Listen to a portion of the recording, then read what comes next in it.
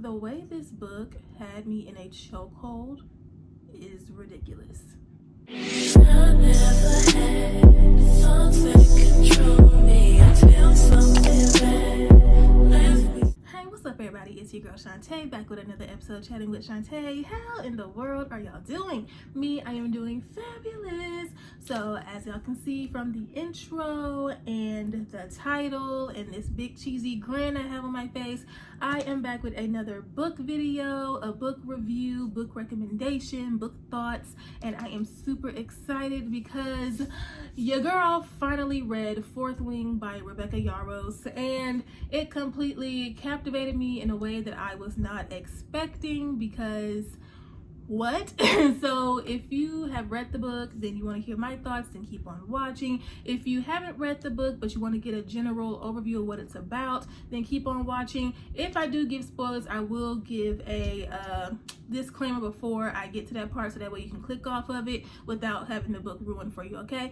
So make sure you like, comment, subscribe, hit the bell so you're notified when I drop a video. Grab your snacks, grab your drinks, prop your feet up, and let's get it, let's go. So if you are on any book talk, booktube, bookstagram, book tweet, I don't know, then you have seen Fourth Wing being discussed all summer going into the fall. This has been the book that has swept the nation, and that was a part of the reason why I didn't want to get into it, because it's like I don't want to fall for the hype. But then by the time I actually found out about the book, because I got back into my reading journey in May, as some of you may know, in May I kind of got back into my reading journey, and it's been great. So that's when the book came out. So I didn't hear about the book right when it came out, but when I did, I was kind of hesitant because like, okay, everybody's ranting and raving about it, let me wait a while. But then when it was piquing my interest, it was sold out everywhere. Now y'all know during the summer I did get my Kindle Paperwhite during Amazon Prime Day, and I could have bought it on Kindle Unlimited, or excuse me, the Kindle store. But see, I don't want to pay $15 for an ebook. If I pay $15 and more, I better have the physical copy in my hand. That's just me personally, okay? And plus I really wanted the pretty book. Sorry, it's the truth. So I was waiting, and then I saw Target had it, and you know Target does price matching. They also be having their books on sale, so I did get this for 30% off. It doesn't have the sprayed edges. I've been seeing videos of people like DIYing their sprayed edges, and it looks exactly like the actual printed released ones. I want to do that, but I'll be the person to mess it up probably, so we'll be fine. So I got my hands on it, and it took me 3 days to read it, and it was a magical 3 days. So I didn't know if I was going to like this book simply because this is like my first real fantasy book as an adult, I guess I'll say, because I read the Divergent, and I read the Hunger Games, and what was my other book, Matched, and all those different books, those dystopian novels and stuff like that. But that was around like high school when I read those. That's 10 plus years. Well, not 10 plus, let me not do that. That's 10 years easily. Well, yeah, 10 plus. And so in my adult life and getting back into reading, I haven't read any fantasy, so this is really my introduction / reintroduction to fantasy, and I wasn't sure if I was going to like it, but baby, I absolutely loved it. So for a general overview of what this book is about, I'm not really knowledgeable in fantasy terms, so bear with me, okay? But basically it is set in academia, okay? So we're at this war college. I believe it's pronounced Basgiath. Listen, y'all know the names be all types of interesting, okay? But Basgiath War College, okay? So we're at this war college where first years, you know, on conscription day, they go into one of 4 quadrants. So we have the Riders Quadrant, which is like the military, the ones who will be on the front line. They're dragon riders. They're the ones protecting the territory, basically. Then we have the Scribe Quadrant, the writers who are writing down the text and transcribing for generations to come and all that good stuff. We have the Healers Quadrant, which is in their name, you know, healers. Any illnesses, sickness, broken bones, anything, you go to them, you get healed. And then we have the Infantry Quadrant. So our main character, Violet, who is 20 years old, she's been studying and training to be a scribe, okay, to go into the Scribe Quadrant. Her father was a scribe, and that's all she knows. She is super duper intelligent. She can retain information. She can remember and repeat information like no one else, and she's super fast, right? But other than that, she is described as someone who is very petite, and people, you know, call her weak and fragile and brittle bones. She breaks bones bones easily and things like that. So no one is expecting her to be a dragon rider, right? And she wasn't interested in doing that. She wanted to be a scribe. But on conscription day, she's in her mother's office, and her mother, General Sorrengail, is again the general of this place. And as her mother and as her general, she said, "No, Violet, baby, you finna go into the writer's quadrant. No child of mine is going to be a scribe, okay? So have fun." So her older sister Mira is like, "What are you talking about? You see this girl, right? You see her.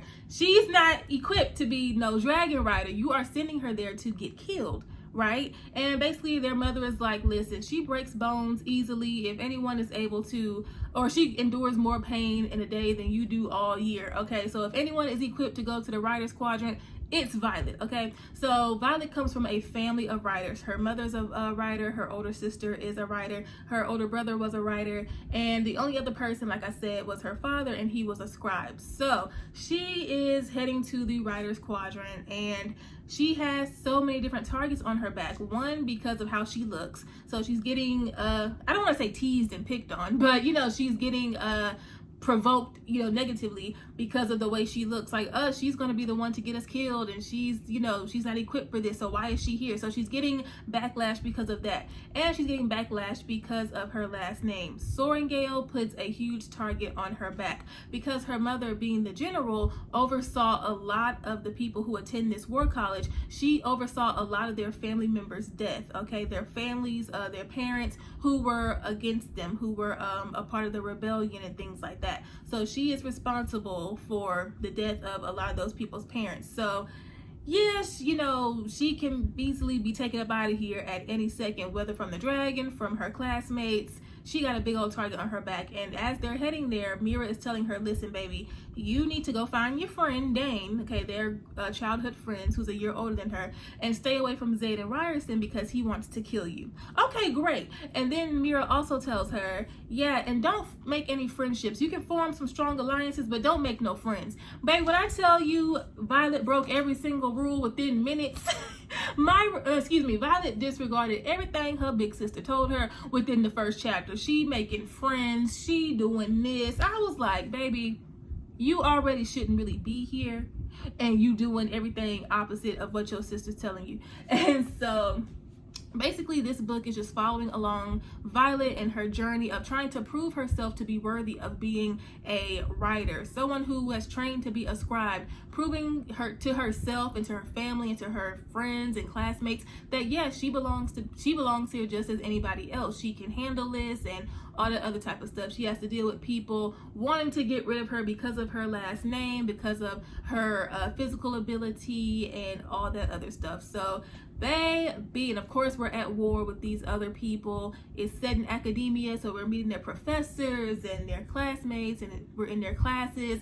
And yes, and then the whole thing with the dragons, which I really like, is the whole bonding process and the threshing. Like, they have to parade themselves, basically, like in their section, their group, they have to go into this area where all the dragons are, because in order to bond with the dragons have to choose a rider. So you don't get to go up to a dragon and be like, "Okay, I like this one's mine." No, a dragon has to feel connected to you and has to choose you. So you have to parade in front of the dragons, and they're like, "Just be yourself, show your personality." And I'm just like, forget if I can make you laugh. Like, can we beat these people together? Like, But that was interesting. And again, you can die at the hands of your classmates, at the dragon, at the obstacle course, the parapet, at any given moment. Once you step foot, because it doesn't even start at the writer's quadrant. You have to cross the parapet to get there. Like, you're not even there yet, okay? And the parapet, and it's like this narrow walkway made of stone, kind of. There's like, you know, a stone wall that you can hold on to for a quick second, and then you're just out in the open. Because mind you, we're on this big cliff mountain thing, and it's a storm going on, and there's nothing for you to hold on to. You slip to the right, you gone. You slip to the left, you gone. You slip backwards, you gone. Like, and it's just this long, narrow stone walkway, and you have to go. Like, the test is barely starting. Like, it starts there. It's a hot mess. But we are introduced to Xaden Ryerson, and baby, and I said to one of my TikToks, listen, if you want to know how I'm feeling, you know, while I'm reading these books and what books I'm reading and stuff like that, follow me on TikTok, because you get the tea as it's happening. But we get to meet Xaden, and in the beginning I was like, okay, your big sister already told you that he wants to kill you because he's part of the rebellion kids. He got the little rebellion relic that marks him, and he's like the oldest one or whatever. So yeah, and he's like, your mother killed my daddy, so I want you to know that I want to kill you, basically. And she was like, well, your father killed my older brother, so I guess we're even. And he said, hardly. I said, oh, well, okay. So we get to meet Xaden, and it's just this bad boy energy. I want to kill you, and I'm not, it's kind of subtle, not subtle, but it's like he doesn't jump at the opportunity to kill her right away. It's kind of like waiting it out. And I'm just like, are you gonna do something or not? Like, And when I would see videos of everybody being like, oh my goodness, Xaden Ryerson is the best book boyfriend, I'm like, are y'all sure? The one who want to kill her, him, baby, he is fine. I love me some Xaden. Hey, Xaden. Hi, Xaden. He is fine, okay?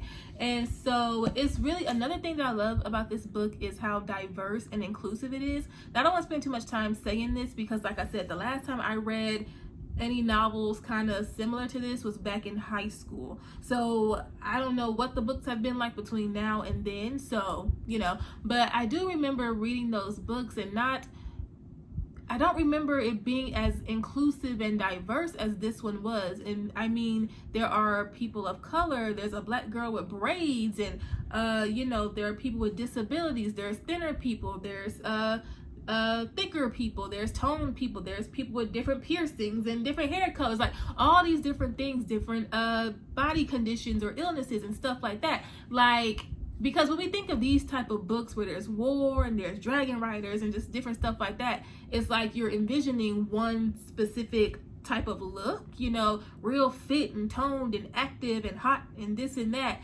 The thick girl with the braids, hey, that's me, hi, you know. So I love how, you know, inclusive it is. I really enjoyed that. The banter, this book had me laughing, okay? This book had me laughing at a lot of points, especially when we got introduced to the dragons. Baby, those dragons are hilarious. Those are the main characters, in my opinion. Those are the main characters. They are super funny, super sarcastic, super sassy.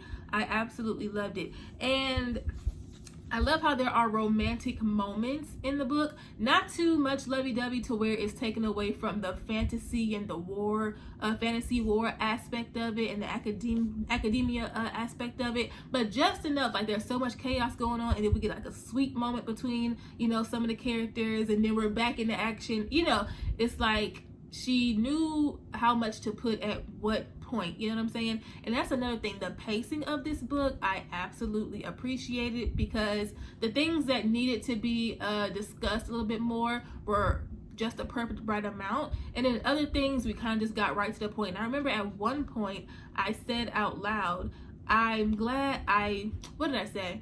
I said, I love how she's getting straight to the point. She, as in Rebecca Yarros, like her writing and her pacing. I said, I love how she's getting straight to the point. Like, some things don't need to be dragged out, and it's like, okay, can we get to the point? No, the things that needed more information, she gave us just the right amount of information to where I don't feel cheated. Like, okay, how did we get here? What's going on? But not, okay, can we wrap it up? Like, what else is going on? You know what I'm saying? Like, it was just the right amount of information, and you know, I loved it. I absolutely loved it. Her friends, baby, the gang. Okay, I loved them. Rhiannon, that's my girl. Oh, who?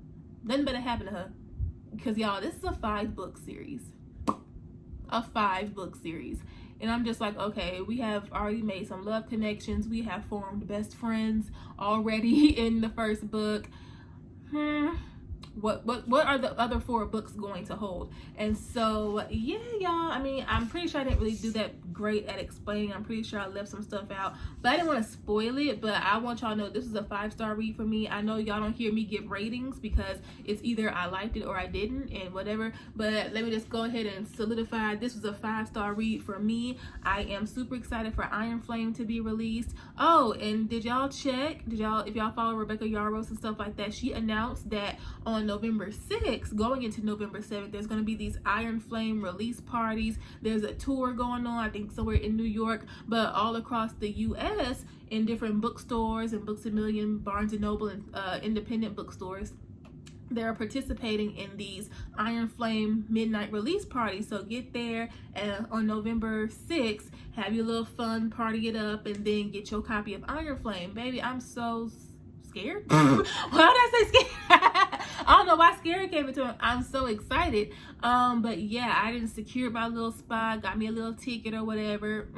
I'm ready. So that's going to be super fun. And did y'all read the excerpt for Iron Flame? Baby, if you know, you know. Now, if you ain't read Fourth Wing yet, don't go looking for this stuff, okay? Wait, read this first.